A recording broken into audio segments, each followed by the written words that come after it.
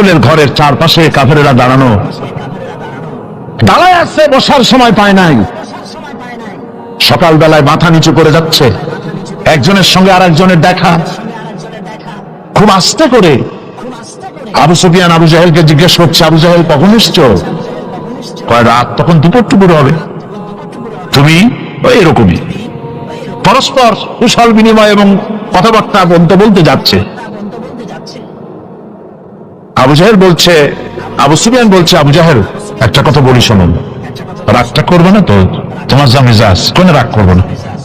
দেখো, আমি লাত মানাতের নামে শপথ করি। ওরা তো ওইরকমই শপথ করে। লাত মানাত ওজ্জার নামে শপথ করছি, সারা রাত হক মুহাম্মদ সাল্লাল্লাহু আলাইহি ওয়াসাল্লামের মুখে যা শুনলাম, অবশ্যই এগুলি মানুষের বানানো হতে পারে না। প্রত্যেকটি শব্দ যেন কলিজা স্পর্শ করে, শরীর শিউরে ওঠে। জীবনেও তো এরকম কথা শুনিনি।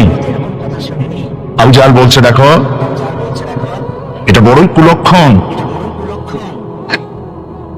এই সব কথা যদি আমরা নেতারা বলি, অবশ্য তোমার অনুভূতি আমার মধ্যেও আছে, কিন্তু এই সব কথা যদি আমরাই বলি, না জানি কোন ফাঁকে আবু বকর ওমরের মতো আমরাও পাগল হয়ে বসবো।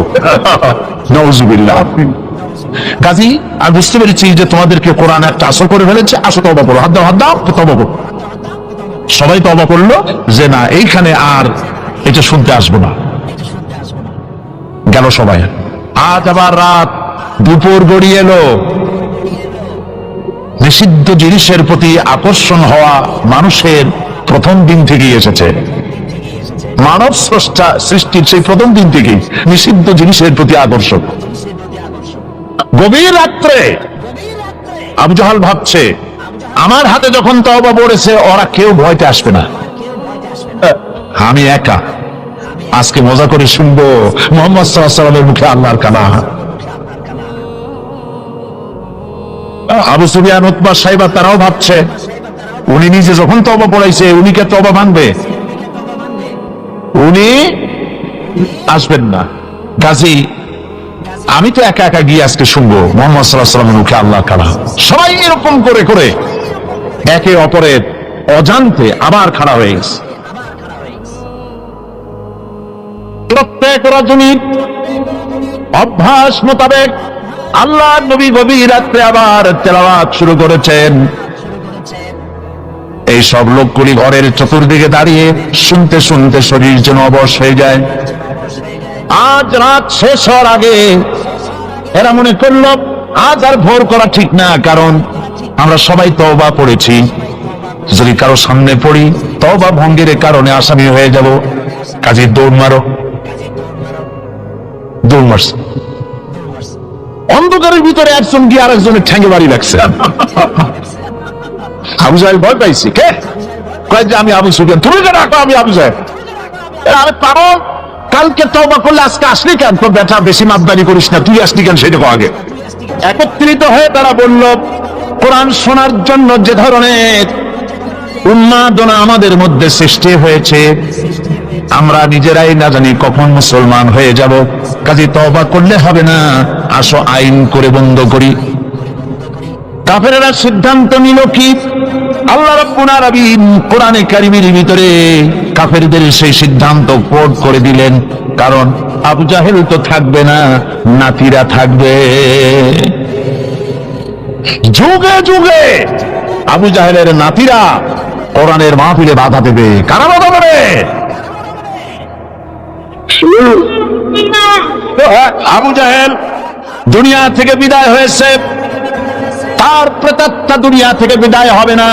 এই জন্য সিদ্ধান্তটা আল্লাহ পাক কোরআন শরীফের ভিতরে কোট করে দিলেন। কাফেরেরা কি বলল কোরআন শরীফ সম্পর্কে? ওয়াকানাল্লাযীনা কাফারু লা তাসমাউ লিহাযাল কুরআনি ওয়ালগাউ ফী লাআল্লাকুম তাগলিবুন। খবরদার, কাফেররা সিদ্ধান্ত নিল কোরআন শোনো না, লা তাসমাউ লিহাযাল কুরআন, কোরআন শোনো না, কোরআন শুনতে যেও না। ওয়ালগাউ ফি, কোরআন শুধু নিজে শুনে ঘরে বসে থাকো তা শুধু নয়, ওয়ালগাউ ফি, কোরআন যাতে মানুষেরা শুনতে না পারে সেজন্য ডিস্টার্ব করো, সন্ত্রাস সৃষ্টি করো, বাধা দাও যাতে কোরআন শুনতে না যেতে পারে মানুষ। এই সিদ্ধান্ত কাদের? এই সিদ্ধান্ত কাদের? আমার ছেলেরা খবরদার, কাফেরদের সহযোগী হয়েও না, কাফেরদের সহযোগী হয়েও না, কোরআনের পথে বাধা দিও না। মাঝখানে পুলিশ প্রশাসনকে আর একটা কথা বলি, কথায় কথায় এসে গেল, আপনারা একটা বড় রকমের গুনাহ করেছেন, ঠিক না? ঠিক না? এদেশে কালী পূজা, দুর্গা পূজার 8 দিন 10 দিন ধরে মাইকিং এর পারমিশন আপনারাই দেন। দেশটা তো হিন্দুস্তান হয় নাই, দেশটা তো হিন্দুস্তান হয় নাই, দুর্ভাগ্যবশত দেশটা এখনো বাদশাহ হয় নাই। তাহলে মাইকিং এ বাধা দিলেন কেন? বাধা দিয়ে কি সব হইছে? কি হয়েছে বলেন? কি হয়েছে? কবিরা গুনাহ করেছেন পুলিশ কর্তৃপক্ষ, সাধারণ পুলিশের মতো দোষ না, পুলিশ প্রশাসন কবিরা গুনাহ করেছেন। তওবা করতে হবে, তওবা করতে হবে, আর একটি কাফারা দিতে হবে। সেই কাফারাটা কি? আমি জানতে পেরেছি এই তাফসীর মাহফিল আসার পথে বিভিন্ন জায়গায় ওইসব তথাকথিত সোনার ছেলেরা তাফসীর মাহফিলে বহনকারী শ্রোতাদের বাসে ঢিল পাক্কেল মারে, তারা বাধা দেয়, মহিলাদের বাসে ঢিল মেরেছে। আমি পুলিশ প্রশাসন, গোয়েন্দা বিভাগ, SB, IB, DFI, NSI, army intelligence এবং পুলিশ বিভাগকে বলছি, এই যে গুনাহ করেছেন মাইকের পারমিশন না দিয়ে 144 ধারা জারি করে যে গুনাহ করেছেন, সে গুনার কাফারা হিসাবে রাস্তার মোড়ে মোড়ে দাঁড়িয়ে এই ইয়াজুজ মাজুজদেরকে ঠেকান। এই কোরআনে কারীমের তাফসীর ভূমিকা অনেক লম্বা করলে তাফসীর করা মুশকিল হয়ে যাবে, সেজন্য চলুন আমরা তাফসীরের দিকে এগোই। তাফসীর মানে ব্যাখ্যা, আলোচনা। আচ্ছা আপনারা বলেন তো, জেন, দুষ্ট জেন আর ভূত প্রেতে যদি আসর করে তাহলে কোরআন শরীফের কোন আয়াত পড়তে হয়? কোনটা পড়তে হয়? বলেন কোনটা? চট্টগ্রাম তাফসীর মাহফিল উপলক্ষে কিছুটা ভূত প্রেতের আসর হয়েছে। এই ভূত প্রেতের আসর থেকে রক্ষা করার জন্য সকলে আমার সাথে পড়েন যথারীতি।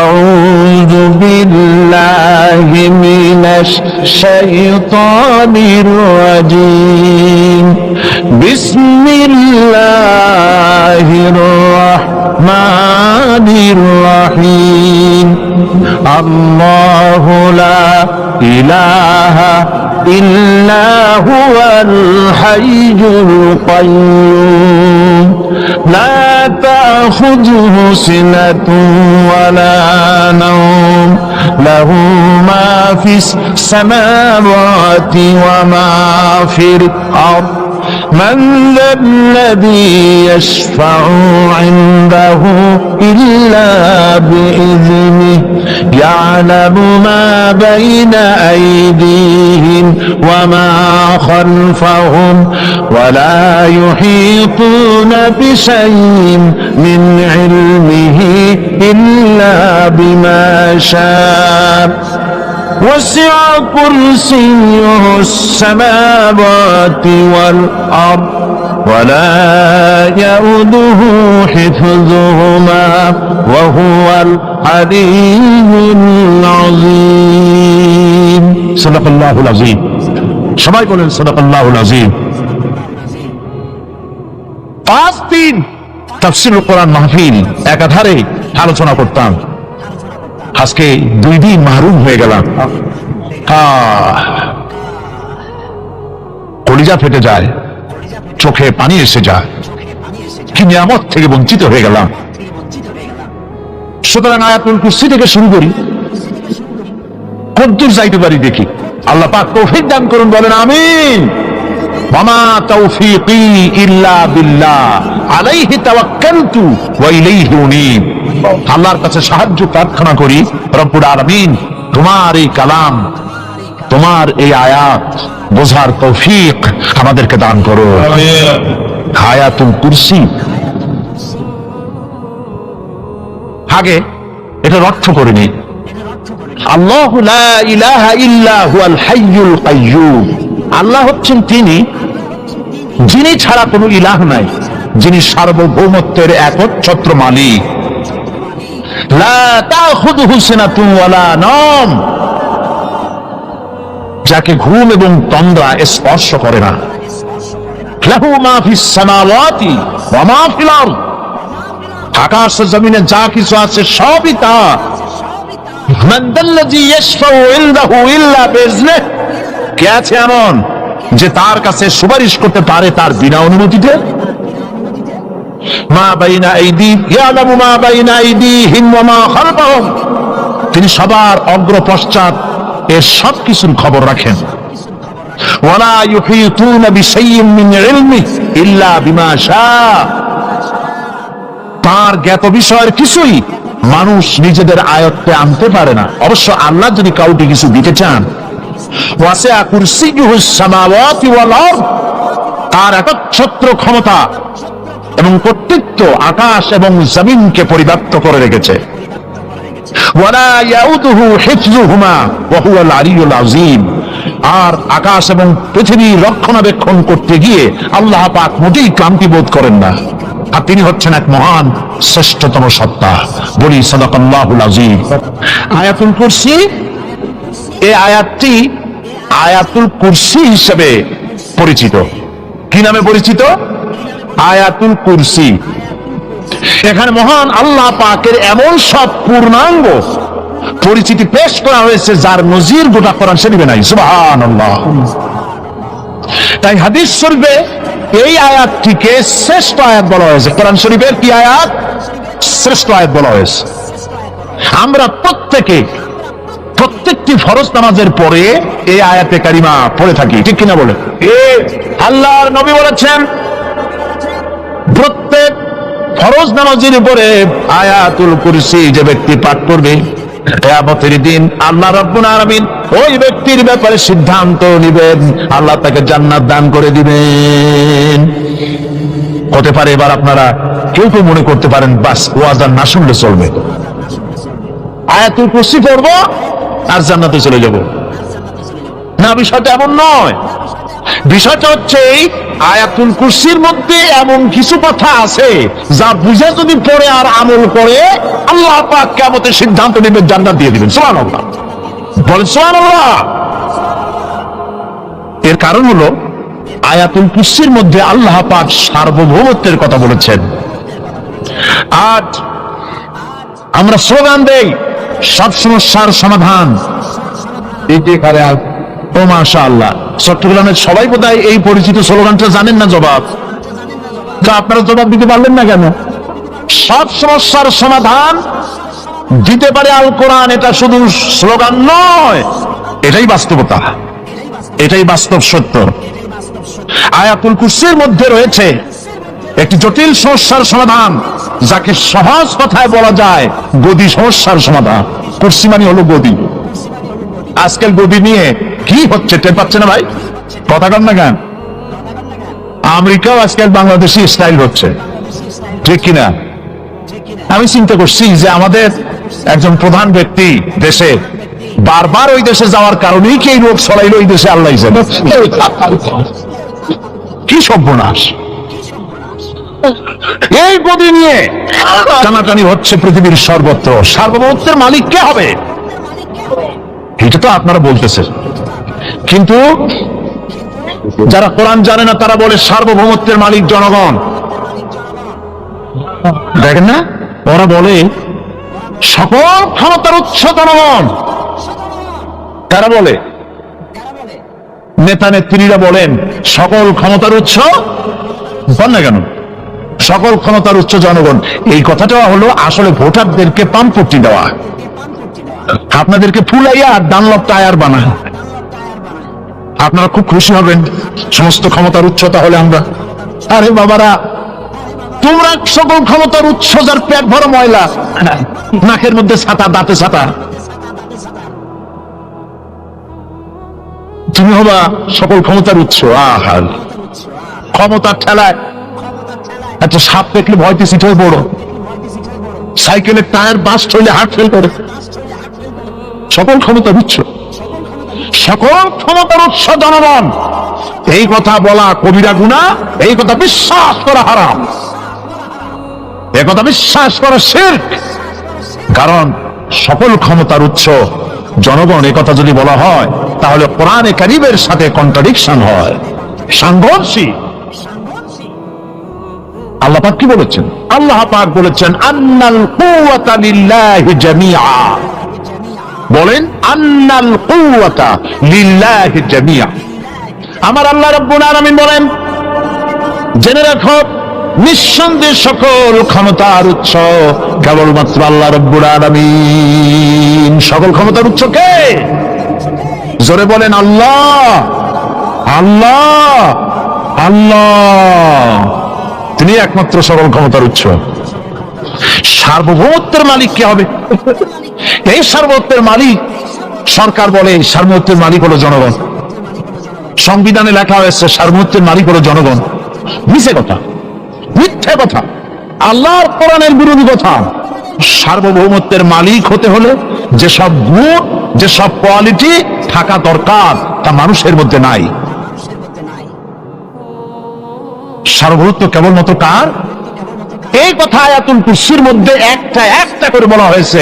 সার্বভৌমত্বের মালিক হওয়ার জন্য কি কি কোয়ালিটি হওয়া প্রয়োজন আল্লাহ পাক তা বলে দিয়েছেন। কোরআন আয়াতুল কুরসি আল্লাহ কোরআনে নাযিল করে সার্বভৌমত্বের মালিক কে হবে সমস্যার সমাধান করে দিলেন। রাসূল করিম সাল্লাল্লাহু আলাইহি ওয়াসাল্লাম মানুষের সার্বভৌমত্ব খতম করে মদিনায় আল্লাহর সার্বভৌমত্ব কায়েম করে তিনি একটা রাষ্ট্র কায়েম করলেন। মদিনার রাষ্ট্রের সার্বভৌমত্বের মালিক কে ছিলেন? আল্লাহ। যদি বলেন কে ছিলেন? আল্লাহ। মানুষ তখন দেখতে পেল খোদাই সার্বভৌমত্বের ভিত্তিতে যে রাষ্ট্র গঠন হয় সেই রাষ্ট্র মানবতার জন্য কত কল্যাণকর হয়। সুবহানাল্লাহ বিহামদিহি। আর মানুষের সার্বভৌমত্বের ভিত্তিতে যে রাষ্ট্র গঠন হয় সেই রাষ্ট্রে দলীয়করণ, আত্মীয়করণ, বংশীয়করণের শ্রাদ্ধ হয়ে যায়। 100-তে 100 ভাগ মানুষ, 100-তে 100 ভাগ অযোগ্য। কারণ সার্বভৌমত্ব নিরঙ্কুশ, যা ভাগ করা যায় না, যা কেড়ে নেওয়া যায় না। আমাদের দেশে যারা সার্বভৌমত্বের মালিক অনেক সময় বলে রাষ্ট্র, অনেক সময় বলে জনগণ। যারা ক্ষমতা আসে তারা সার্বভৌমত্বের মালিক নিজেদেরকে দাবি করেন, আবার জনগণকেও দাবি করেন। তো এই সার্বভৌমত্বের মালিক তো তাদের হাত থেকে এই মালিকানা আরেকজনে কেড়ে নিয়ে যায়, নেয় না? নেয় না? কেড়ে নিয়ে যায়। আয়াতুল কুরসিতে বলা হলো যে সার্বভৌমত্বের মালিক এই ক্ষমতাটিকে আরবিতে বলা হয় উলুহিয়াত। এই ক্ষমতাকে সার্বভৌমত্বের ক্ষমতাটাকে আরবিতে কি বলা হয়? উলুহিয়াত। আর যার হাতে এই ক্ষমতাটা থাকে তাহলে বলে ইলাহ, তাকে কি বলা হয়?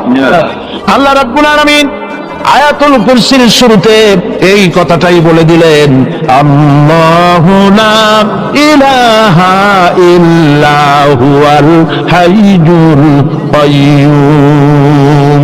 আল্লাহ হচ্ছেন তিনি যিনি ছাড়া কোনো ইলাহা নাই। তার মানে হলো সার্বভৌমত্বের একচ্ছত্র মালিকানা কার হাতে? চিৎকার দিয়ে বলুন, আল্লাহ রাব্বুল আলামিনের হাতে। সার্বভৌমত্বের এই ক্ষমতা হস্তান্তরযোগ্য নয়। আর সার্বভৌমত্বের মালিক যিনি হবেন তার শুরু থাকবে না, শেষও থাকবে না। এই কোয়ালিটি কার মধ্যে আছে? আল্লাহ পাকের মধ্যে। আল্লাহ পাক বললেন তিনি হচ্ছেন আল হাই আল কাইয়্যুম। তিনি হাইয়্যু, তিনি কাইয়্যুম। তিনি শাশ্বত, তিনি জাগ্রত, তিনি চিরস্থায়ী, যার শুরুও নাই, যার শেষও নাই। সুবহানাল্লাহি বিহামদিহি। আর সার্বভৌমত্বের মালিক যিনি হবেন তিনি ঘুমাইতে পারবেন না। কারণ তিনি যদি ঘুমায় থাকেন, জায়গায় থাকা অবস্থায় কু হয়ে যায়, যায় না? আর্মিরা থাপ্পড় মেরে দেশ নিয়ে যায়, নেই কিনা? কন সব দেশেই হইতে পারে, সব দেশেই হতে পারে। তোমাকে বধিবে যে গোকুলে বাড়ি শেষে, কাজে বলা যায় না কখন কি হয়ে যায়। এই সার্বভৌমত্বের মালিকানা নিয়ে যারা বসে আছে, যে কোনো মুহূর্তে তার হাত থেকে ক্ষমতা ছিনতাই হয়ে যেতে পারে, পারে কিনা? আর ঘুমায় থাকলে, সার্বভৌমত্বের মালিক দাবি করে যদি ঘুমায় থাকে, ততক্ষণ ভারপ্রাপ্ত বানাবে কারে? এই জন্য সার্বত্বের মালিক হচ্ছেন আল্লাহ পাক, যাকে ঘুম এবং তন্দ্রা স্পর্শ করে না। সার্বত্বের মালিকের কোয়ালিটি আল্লাহ পাক বলছেন لا تأخذه سنة ولا نوم পড়েন সবাই, لا تأخذه سنة ولا نوم তার ঘুমও নাই তন্দ্রাও নাই। হযরত মূসা আলাইহিস সালাম আল্লাহ পাকের কাছে একবার প্রশ্ন তুলেছেন, আল্লাহ পাক তুমি নাকি ঘুমাও না? আল্লাহ বলেন তুমি বিশ্বাস করো না? মূসা আলাইহিস সালাম বলছেন অবশ্যই বিশ্বাস করি। আল্লাহ পাক বললেন বিশ্বাস যদি করো তাহলে বুঝানো যাবে। হযরত ইব্রাহিম আলাইহিস সালাম বলেছিলেন আল্লাহ পাকের কাছে কাইফা রব্বি আরিনি কাইফা তুহিল মাউতা, হে রব তুমি আমার দেখাও কেমনে তুমি মৃত্যুকে জিন্দাকে মৃত্যু করো, মৃত্যুকে জিন্দা করো, এটি দেখাও আমাদের। আল্লাহ পাক বললেন আওয়ালাম তুমিন, বিশ্বাস করো না? ইব্রাহিম আলাইহিস সালাম সঙ্গে সঙ্গে বললেন বালা। নাম বললেন না, বালা মানেও হ্যাঁ, নাম মানেও হ্যাঁ, কিন্তু একটু তিনি নাম না বলে বালা বললেন। নামের অর্থ হলো হ্যাঁ, আর না বালার অর্থ হচ্ছে কেন নয়, অবশ্যই বিশ্বাস করি। কালবি, তবে আল্লাহ তুমি যদি চোখে দেখাও একটু, তাহলে এগুলি একটুখানি লিয়াতমাইন্না কালবি, আমার অন্তরাত্মা প্রশান্তি লাভ করবে যদি চোখে দেখতে পারি। আল্লাহ বলুন তাহলে তোমার দেখাবো। আল্লাহ দেখাইলেন। মুসা আলাইহিস সালাম যখন বললেন যে আল্লাহ পাক তুমি আর মৃত্যুকে চিন্তা করো কেমনে, তুমি ঘুমায় থাকো, না ঘুমায় পারো কেমনে, তোমার নাকি ঘুম নাই তন্দ্রা নাই? আল্লাহ পাক বলেন বিশ্বাস করো, বলে আমি বিশ্বাস করি। তো ঠিক আছে তাহলে তোমার দেখাই। বললেন এক গ্লাস পানি নিয়ে আসো। এক গ্লাস পানি নিয়ে এসে দাঁড়িয়ে থাকো। আল্লাহ পাক মুসা আলাইহিস সালামকে বললেন এক গ্লাস পানি নিয়ে দাঁড়াও, আর ঘুমকে আল্লাহ পাক বললেন মুসারে ধরো। মুসা আলাইহিস সালাম নিদ্রাচ্ছন্ন হলেন, তন্দ্রা এসে গেল, হাত শিথিল হয়ে হাতের থেকে পানি ভর্তি গ্লাস পড়ে ভেঙে চুরমার হয়ে গেল। মুসা আলাইহিস সালাম ভয় পেয়ে গেলেন। আল্লাহ রাব্বুল আলামিন বলেন ভয় পাওয়ার কোনো কারণ নাই, তোমার প্রশ্নের জবাব আমি এভাবেই দিলাম। এক গ্লাস পানি নিয়ে কয়েক মিনিট দাঁড়াইতে পারো নাই, ঘুমের সঙ্গে সঙ্গে এই গ্লাস পড়ে ভেঙে গেল। तमाम आकाश और जमीन গোটা সৃষ্টি জগৎ তোমার আল্লাহ পাকের হাতের মুঠার মধ্যে রয়েছে। আল্লাহ যদি ঘুমায় যায় সব শেষ হয়ে যাবে। तमाम সৃষ্টি জগতের ট্রাফিক কন্ট্রোল আল্লাহ কর্তৃক হয়, আর মানুষের যা হয় আল্লাহ পাক তার থেকে সম্পূর্ণ মুক্ত। আল্লাহ পাকের ঘুম নাই, তন্দ্রাও নাই। আল্লাহ পাক সমস্ত রকমের মানবীয় কোয়ালিটি থেকে, গুণ থেকে মুক্ত, মুবাররা, পবিত্র। আল্লাহ রাব্বুল আলামিন সার্বভৌমত্বের একচ্ছত্র মালিক হচ্ছেন আল্লাহ পাক, তিনি ছাড়া কোনো ইলাহ নাই। তিনি পরিষ্কার করে বলছেন আল্লাহু লা ইলাহা ইল্লা হুয়াল হাইয়ুল কাইয়্যুম। সবাই পড়েন আল্লাহু লা ইলাহা ইল্লা হুয়াল হাইয়ুল কাইয়্যুম। আল্লাহ হচ্ছেন সার্বভৌমত্বের মালিক, তিনি ছাড়া কোনো ইলাহ নাই। এমন একটি আয়াত তাফসীরের জন্য আল্লাহ এনে দিয়েছেন, যেই আয়াতটি বুঝলে পরে দুনিয়াও শান্তি, আখিরাতেও শান্তি। গদি সমস্যার সমাধান হবে, সব সমস্যার সমাধান হবে। আয়াতুল কুরসি এমন আয়াত যা তেলাওয়াত করলে, বুঝলে, আমল করলে কিয়ামতের দিন আল্লাহ পাক তার সম্পর্কে সিদ্ধান্ত নেবেন, জান্নাত দিয়ে দিবেন। সুবহানাল্লাহ। তারেক বিন জিয়াদ, তার নেতৃত্বে মুসলমানেরা চলে গেলেন মধ্য আফ্রিকার মরক্কো থেকে, মধ্যপ্রাচ্যের মরক্কো থেকে তারা পাড়ি জমালেন, পালতোলা নৌকায় করে পাড়ি জমালেন ভূমধ্য সাগর, মেডিটেরিয়ান সি। ভূমধ্য সাগর পাড়ি দিয়ে দিনের পর দিন বহু কষ্ট করে, পরিশ্রম করে, খেয়ে না খেয়ে জিব্রাল্টার প্রণালীর মধ্য দিয়ে স্পেনের তটরেখায় গিয়ে তারা ভিড়লেন। কুলে উঠে তারেক বিন জিয়াদ, উমাইয়াদের সেনাপতি, কুলে উঠে বললেন আমার সাথীরা, যেসব জাহাজে এবার আমরা এলাম জাহাজগুলি টেনে কুলে উঠাও। জাহাজগুলি কুলি উঠানো হলো। তিনি বললেন, এই জাহাজগুলিকে অগ্নিসংযোগ করো। জাহাজগুলি পোড়ায় দিল। আসছে কি মামু বাড়ি? বুঝলেন না কথা? শ্বশুর বাড়ি? কোথায় আসছে? কাফেরদের দেশে এসছে, যেখানে মানবতার উপরে জুলম চলছে। সেই দেশে এসেছে ইনসাফ কায়েম করার জন্য, কোরআনের রাজ কায়েম করার জন্য। পোড়ায় দেওয়া সমস্ত জাহাজগুলি পুড়িয়ে দেওয়া হলো। এরপরে তিনি এক ঐতিহাসিক ভাষণ দিলেন, যা আরবি সাহিত্যে স্বর্ণাক্ষরে লেখা থাকবে কিয়ামত পর্যন্ত। তিনি বললেন, আইয়ুহাল ইখওয়ান, আল বাহরু মিন ওয়ারাইকুম ওয়াল আদুউ আমামাকুম ফাইনাল মাফার। হে আমার সাথীরা, পিছনে তোমাদের ক্ষুধার্ত সমুদ্র, আর সামনে রণারিকের দুর্ধর্ষ বাহিনী। কি করবা? জাহাজগুলো পুড়িয়ে দিয়েছি। সমুদ্রের মধ্যে কুমির হাঙ্গরের খোরাক হবে, না রণারিক বাহিনীর হাতে শেষ হয়ে যাবে? কোনটা করবে? বাড়ি ফেরবার কোনো রাস্তা নাই।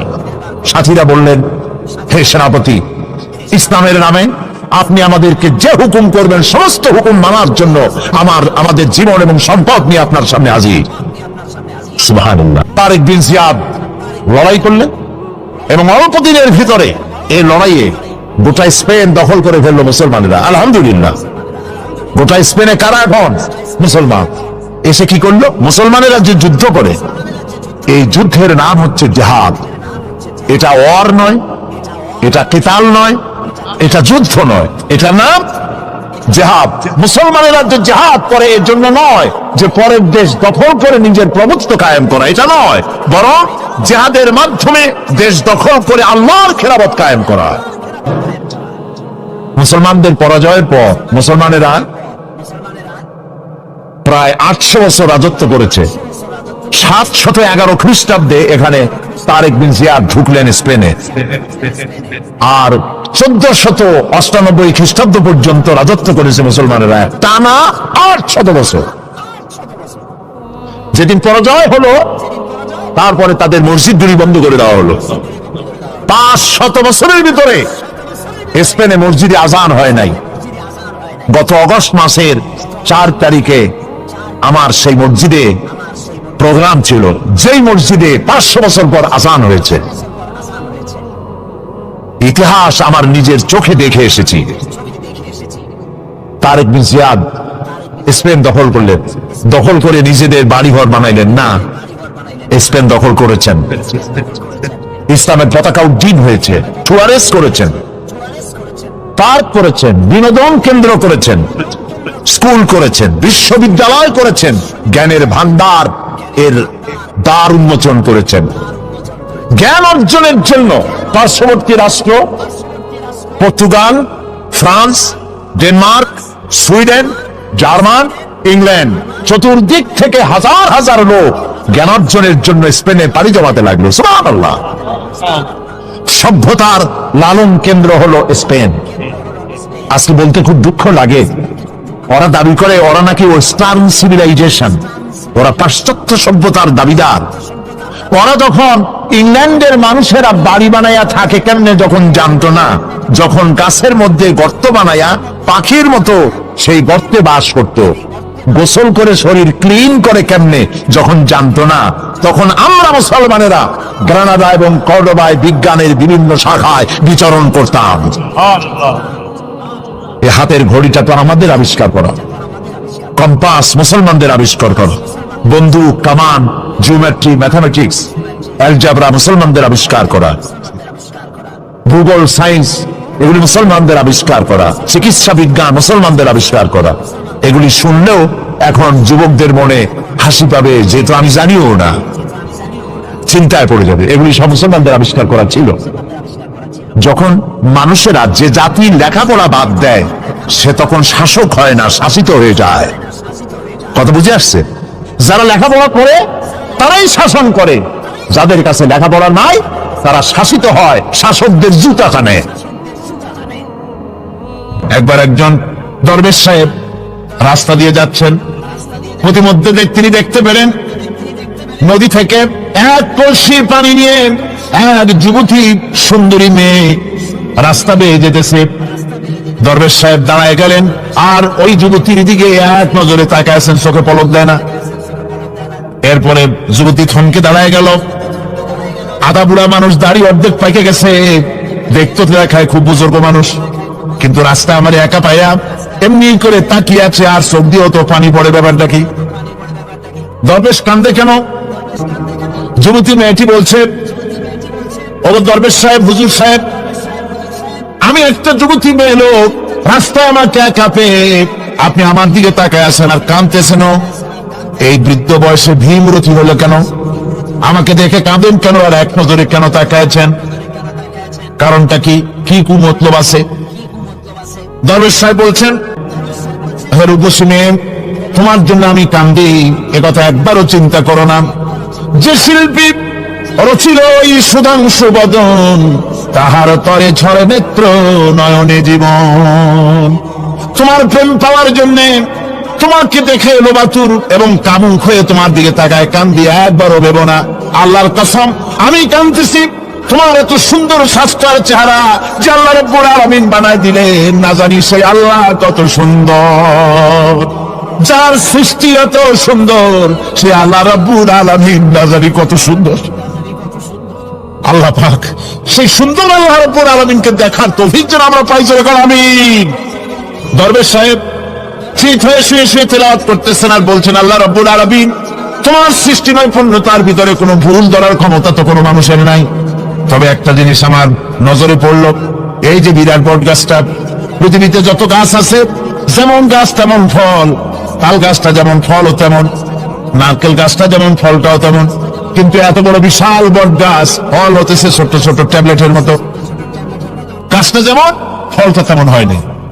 আল্লাহ এটা ভুল না? তুমি বলেছো যে দেখো কোনো ভুল টুল আছে নাকি, তুমি ভুল তো না, আমার চোখে এটা লাগলো। দরবেশ সাহেব শীত হয়ে শুয়ে শুয়ে তেলাওয়াত করছেন, মনের মধ্যে এই চিন্তা আসলো, গাছটা যেমন তেমন ফলটা হলো না। দরবেশ সাহেব বলেন, এই চিন্তা করতেছি, হঠাৎ করে একটা দমকা হওয়া বয়ে গেল, ডালে ডালে বাড়ি লেগে গেল। একটা আধা পাকা বটের ফল অনেক উপর থেকে বৃন্তচ্যুত হয়ে চট করে এসে আমার নাকের উপরে ফট করে পড়লো। নাকের উপরে এমন ভাবে পড়ছে, নাকটা জ্বলে উঠছে। আমি সেজদায় পড়ে গেলাম।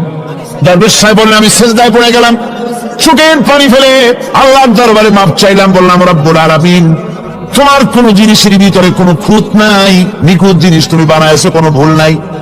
আমি চিন্তা করেছিলাম নারকেল গাছ যেমন তার ফলও তেমন, তাল গাছ যেমন তার ফলও তেমন, বট গাছটা যেমন তেমন ফল। আমার আন্দাজ মতো, আমার চিন্তা মতো যত বড় বট গাছ তত বড় ফলটা যদি হতো, বটের ফলটা যে পজিশন নিয়ে আমার নাকে পড়েছিল, গাছ যেমন ফল তেমন হলো, নাকও যেত, আমার মাথাও যেত। লক্ষ্য করো, فإنا خلقناكم من تراب ثم من نطفة ثم من علقة ثم من غض। মাটির নির্যাস থেকে, মাটির উপকরণ থেকে তোমাকে পয়দা করা হয়েছে। এক ফোঁটা নাপাক পানি বিন্দু দিয়ে তোমার হয়েছে, সেখান থেকে রক্তপিণ্ড হয়েছে, জমাট রক্ত থেকে গোশতপিণ্ড হয়েছে।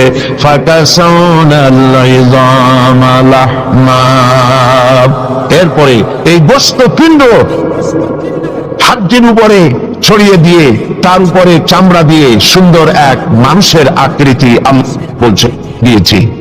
এবং এইভাবে করে তোমাকে মায়ের পেট থেকে সুম্মা নুখরিজুকুম তিফলা, বাচ্চার আকারে মায়ের পেট থেকে আমি নিয়ে এসেছি। তুমি যে আজ অহংকার করো, তুমি যে আজ বলো সকল ক্ষমতার উৎস জনগণ, তুমি ক্ষমতার উৎস? আশ্চর্য কথা, তুমি ক্ষমতা হলে কি করে? তোমার অস্তিত্ব কি ছিল? এক ফোঁটা নাপাক পানি ছিল, যা শরীর থেকে নির্গত পথ করা ফরজ হয়ে গিয়েছিল। এরকম একটি অবস্থা থেকে আমি তোমাকে সৃষ্টি করেছি। তুমি লক্ষ্য করো তোমার সৃষ্টির দিকে। يا أيها الإنسان ما غرك بربك الكريم الذي خلقك فسواك فعدلك في أي صورة ما شاء ركبك হে মানব সকল, কোন জিনিস তোমাকে তোমার রবের ইবাদত থেকে তোমাকে ফিরিয়ে দিল? তোমাকে আমি যেমন খুশি আমি তোমাকে সৃষ্টি করেছি, সুন্দর আকৃতি দিয়েছি, এবং তোমার মায়ের পেট থেকে যখন আমি তোমাকে এনেছি, মায়ের পেট থেকে এমন অবস্থা তোমাকে বের করে আনা হয়েছে যখন তোমার কোনো হুঁশ ছিল না, জ্ঞান ছিল না। আল্লাহ রাব্বুল আলামিন বলেন, এই পৃথিবীতে আমি তোমাকে আনলাম, তোমার খাবারের ব্যবস্থা আমি রব্বুল আলামিন করে দিলাম। মায়ের পেটের ভিতরে যখন তুমি ছিলে সেখানে খাবারের ব্যবস্থা কে করেছে বলুন? কে? মায়ের নাভির সঙ্গে সন্তানের নাভির সাথে একটি তার লাগিয়ে দিয়ে মায়ের মাসিক অসুখকে বন্ধ করে দিয়ে এই রক্ত দিয়ে পরিপুষ্ট করেছেন আল্লাহ পাক এই সন্তানকে।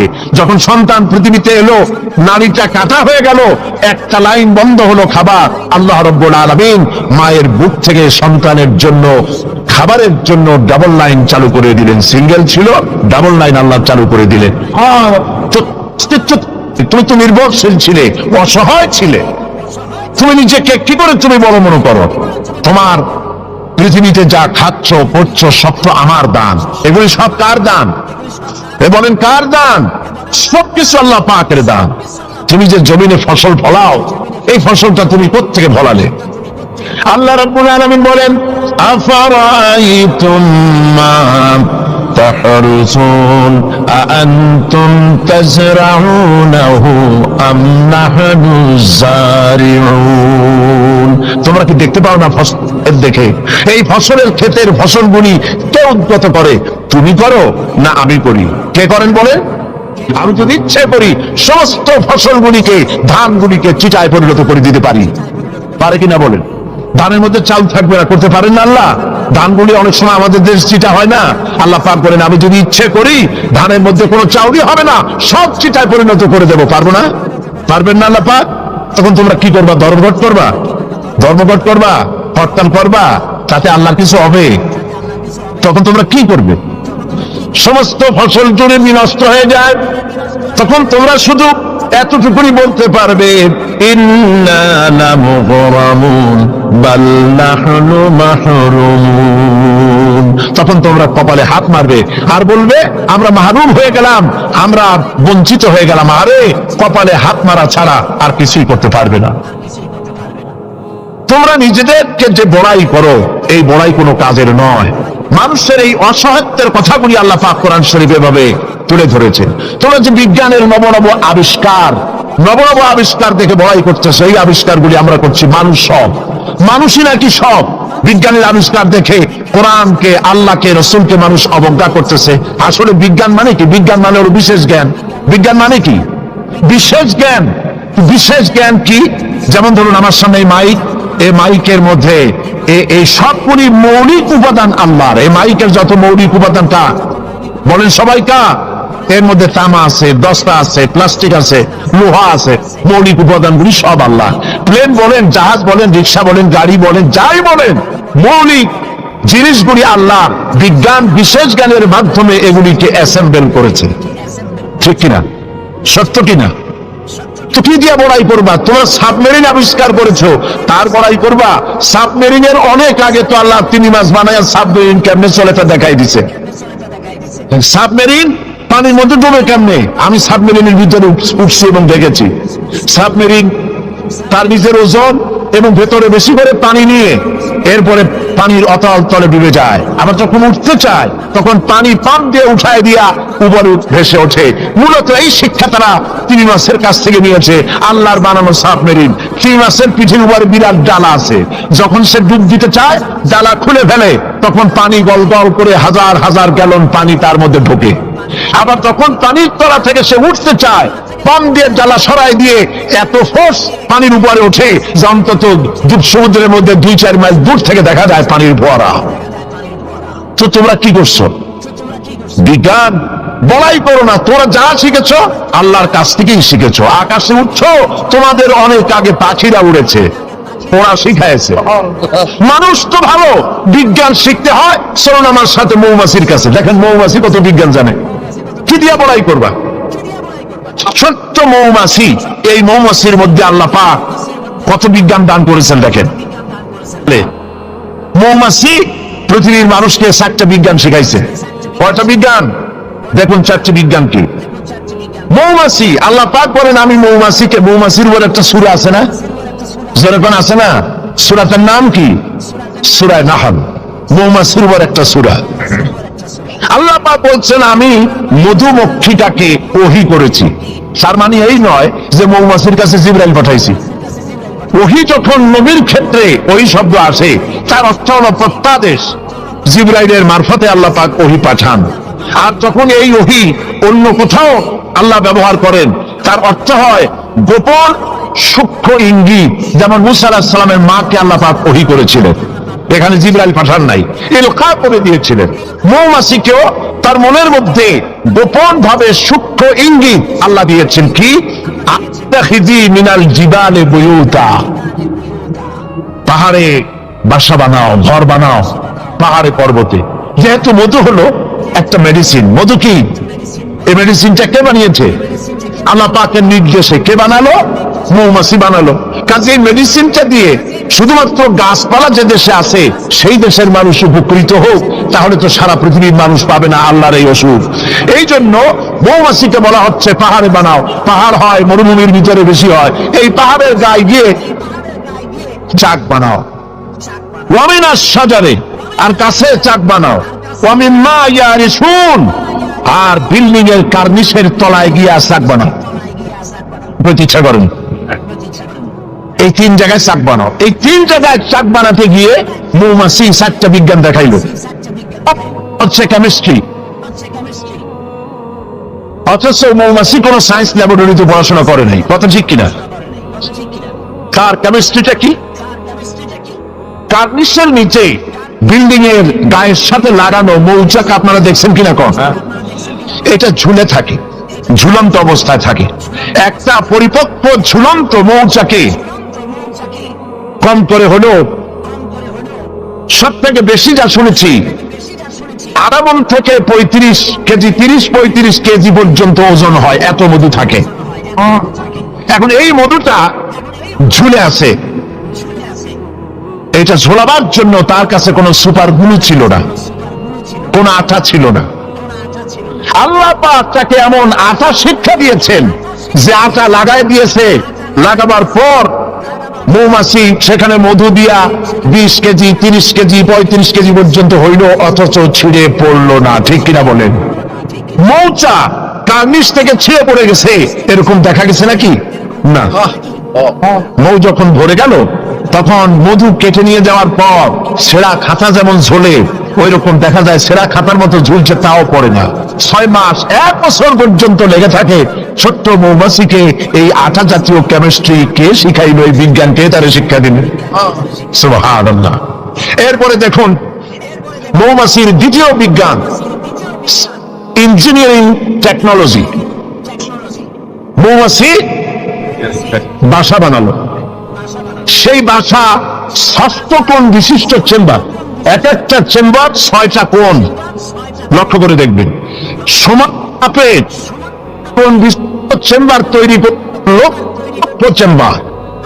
অথচ তার কাছে জ্যামিতি বক্স ছিল না, তার কাছে মেশিন করে সুন্দর করে এটা কিভাবে সাজায়া এই মৌমাছি ভিতরে মৌ ঢুকাইয়া আবার চেম্বার গুলি মুখ আটকায় দিল, যেন ফোটা ফোটা হইয়া যা সে সঞ্চয় করেছিল তা যেন পড়ে না যায়। এই যে বাসা বানাইলো, এটা হলো তার ইঞ্জিনিয়ারিং টেকনোলজি। এই টেকনোলজি আরো যদি দেখতে চান, বাবুই পাখির কাছে যান। বাবুই পাখিরে ডাকি বলিছে চড়াই, উড়ে ঘরে থেকে করো শিল্পের বড়াই। যদিও বাবুই পাখি, চড়ুই পাখি বাবুই পাখি যেটা বলেছে, আসলে শিল্পের বড়াই করার মতো। এই যে চতুর্দিক থেকে পাতাগুড়ি ছিঁড়ে এনে যে বাসা বাবুই পাখি বানালো, আগেই কোন সুবহানাল্লাহ। এই বাসা শুধু বাসা নয়, এর মধ্যে বেডরুম আছে, এর মধ্যে ডাইনিং রুম আছে, মাস্টার বেডরুম আছে, শুধু টয়লেট নাই। নিচ দিয়ে ঢুকবে, আবার ব্যাকডোর দিয়ে নিচের থেকে আক্রান্ত হলে ব্যাকডোর দিয়ে পালাবার ব্যবস্থাও আছে। এই বাসার ভেতরে কোন বিদ্যুৎ লাইন, পিডিপি বা আরইবি কেউ লাইন দেয় নাই, ফলে বেচারা অন্ধকারে তারা স্বামী স্ত্রী কনজুগাল লাইফ লিড করবে কি করে। সেজন্য ওর মাথার মধ্যে আল্লাহ এমন বুদ্ধি দিলেন, কিছু কাদা এনে বাসার ভেতরে কাদা লাগিয়ে জোনাকি পোকা 5-6টা ধরে এনে মাথা ভিতরে ঢুকায়া পাশা বাইর করে দিয়ে রেখেছে, অটোমেটিক জিরো পাওয়ারের বাল্ব তৈরি হয়ে গেছে। ইঞ্জিনিয়ারিং টেকনোলজি আর কারে বলে? আমার দেশের ইঞ্জিনিয়ার যারা আছেন, এই রকমের বাসা বানানো তো দূরের কথা, ভালো করে বাসাটা খুলুন তো দেখি বুঝবো আপনি কেমন খুলতে পারেন। খুলতেই পারবেন না, বুলানো তো দূরের কথা। এটা গেল 2 নম্বর টেকনোলজি, ইঞ্জিনিয়ারিং টেকনোলজি। এরপরে হলো মেডিকেল সায়েন্স, চিকিৎসা বিজ্ঞান। আল্লাহ রাব্বুল আলামিন মৌমাছিকে বলছেন, সুম্মা কুলি মিন কুল্লি সামারাতি ফাসলুকি সুবুলা বিকা দুলুলা। সব রকমের ফুল থেকে মধু চুষে নাও আর তোমার রবের নির্ধারিত পথে চলতে থাকো। সব রকমের ফুল থেকে মধু আহরণ করে মৌমাছি আহরণ করে এক জায়গায় রাখলো, পয়জন হলো না, এটা মানুষের জন্য সেবা হয়ে গেল। আর মধু কখনো নষ্ট হয় না, কখনো পচে না। মধু যদি পিওর থাকে, ওর ভিতরে যদি আপনি কিছু না মিশান, বছরের পর বছর মধু প্রিয় থাকবে, নষ্ট হবে না। আলহামদুলিল্লাহ। ঔষধের পচন ক্রিয়া নষ্ট করার জন্য অ্যালকোহল ব্যবহার করা হয়। বিজ্ঞানীরা আবিষ্কার করেছেন অ্যালকোহলের কোনো প্রয়োজন নাই, বরং অ্যালকোহলের পরিবর্তে হালাল মধু ব্যবহার করলেই ঔষধের পচন ক্রিয়া নষ্ট হতে পারে। আল্লাহ পাক করেছেন ফিহে শিফাউল লিন্নাস, এর মধ্যে রয়েছে মানব গোষ্ঠীর জন্য সেবা, রোগের প্রতিষেধক। সুবহানাল্লাহ ওয়া বিহামদিহি। এটা হলো মেডিকেল সায়েন্স। চতুর্দিক থেকে মধু সংগ্রহ করে একত্রিত করছে, পয়জন হচ্ছে না, এটা তার জন্য মানুষের জন্য সেবা হয়ে যাচ্ছে। 4র্থ নম্বরে মৌমাছির কাছে যে বিজ্ঞান শিখবেন সেটা হলো মেরিন বায়োলজি। আল্লাহ পাক বলছেন ফুল থেকে মধু আহরণের জন্য তুমি চলে যাও, কিন্তু রাস্তা ভুলে যেও না, রাস্তা ভুলে যেও না। একটা মৌমাছি তার বাসা থেকে, এগুলো নিয়ে যারা রিসার্চ করেছেন, প্রাণীতত্ত্ববিদরা বলেছেন মৌমাছি ফুল থেকে মধু গ্রহণ করার জন্য নিজের বাসা থেকে 10 মাইল পর্যন্ত দূরে চলে যায়।